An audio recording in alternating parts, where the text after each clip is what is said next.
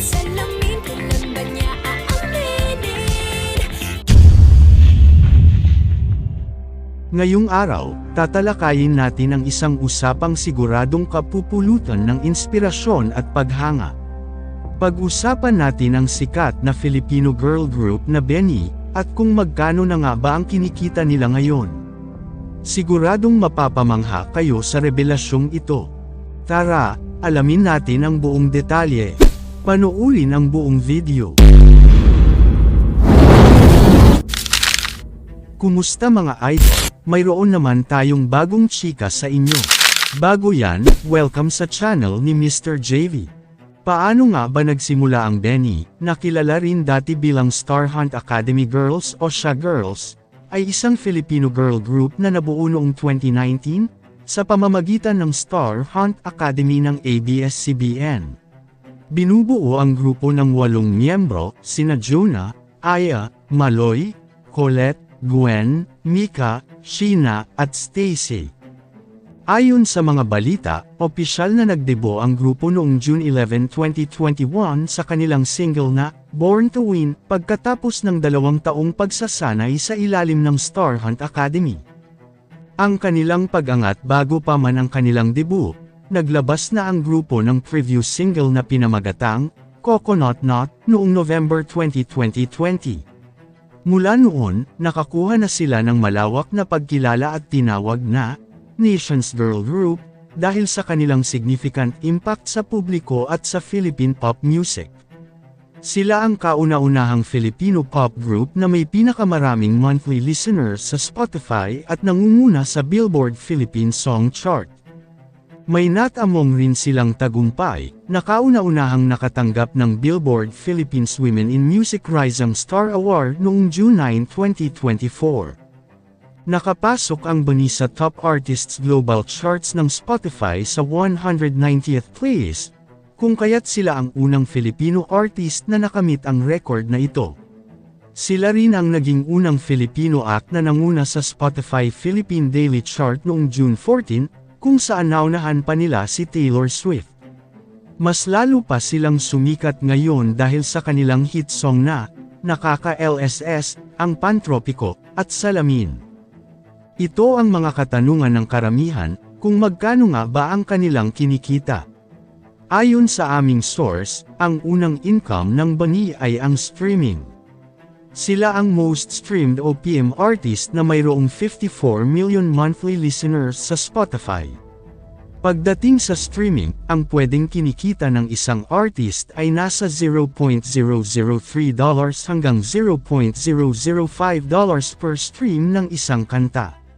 Dahil dito, tinatayang kumikita na sila ng 12 million pesos across all streaming platforms. Maliban sa kanilang streaming platform, isa pang pinagkakakitaan nila ay ang concerts. Nagkaroon nga sila ng first regional concert noong June 2024 na pinamagatang BENIverse sa New Frontier Theater sa Araneta City, Cubao, Quezon City, Metro Manila.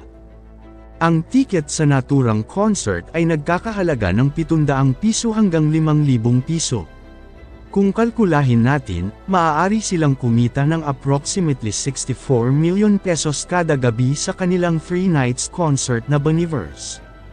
Inaabangan na rin ang pinakamalaking concert nila na Run BENIverse sa Araneta Coliseum ngayong October 14, 2024. Maaari silang kumita sa concert na ito ng humigit kumulang 25 million pesos sa isang gabi. Corporate events at talent fee. Maliban sa concerts, kumikita rin ang BENI sa mga corporate events. Imbitado sila ng iba't ibang kumpanya at organisasyon para mag-perform sa mga private events. Ayon sa mga usap-usapan, ang talent fee ng BENI sa mga private shows ay umaabot ng 3.5 million pesos kada show. Grabe mga idol, ganito pala kalaki ang kanilang talent fee. Maliban pa dyan, kumikita din ang BENI sa kanilang product endorsements o advertisements.